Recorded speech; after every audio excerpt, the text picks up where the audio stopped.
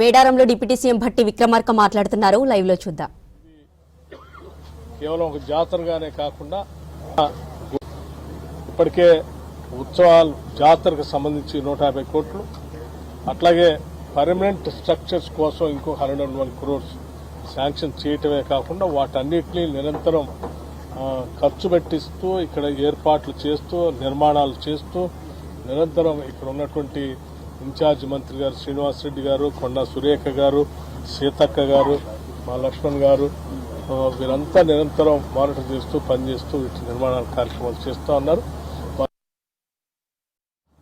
ఏమైనా ఇబ్బందులు ఉన్నాయా, చేయాల్సిన ఏమైనా అవసరం ఉందా, కావాల్సిన నిధులు అటువంటి వ్యవహారాలు నిధులన్నీ సక్రమంగా ఖర్చు జరుగుతుందా లేదా, చేయాల్సిన పనులు వాటన్నిటిని కూడా అధికారులతో సహా ఇక్కడే రివ్యూ చేసి ఇక్కడికిక్కడే నిర్ణయాలు కూడా చేయాలనేటువంటి ఆలోచనతో ఈ సమావేశం ఇక్కడ ఏర్పాటు చేయడం జరిగింది.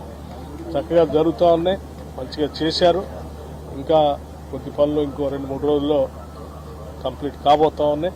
వీటన్నిటి వల్ల ఈ ఉత్సవాలకి చాలా పెద్ద ఎత్తున దేశంలో ప్రపంచంలో కూడా ఒక మంచి పేరు ప్రఖ్యాతులు వచ్చేటట్టుగా సమ్మక్క సారలకుల యొక్క వైభవాన్ని ప్రపంచానికి తెలియజెప్పడంతో పాటు వారి ప్రజలపైన అందరిపైన ఉండేటట్టుగా వాళ్ళు కోరుకుంటూ అప్డేట్ ఏమైనా పెట్టారా? జాతరకి ఈ టైంలో పని అయిపోవాలని, అయిపోయినా కాకుండా కూడా, ఎందుకంటే భక్తుల క్రౌడ్ కొనసాగుతుంది కదా, కట్ అప్డేట్ అనేది పని నడుస్తా ఉంది. చూస్తాం, దాని మీద కూడా మళ్ళీ విజిట్ చేస్తే నేనే వస్తుంటాను, తప్పకుండా మీకు టచ్ లోనే ఉంటాను.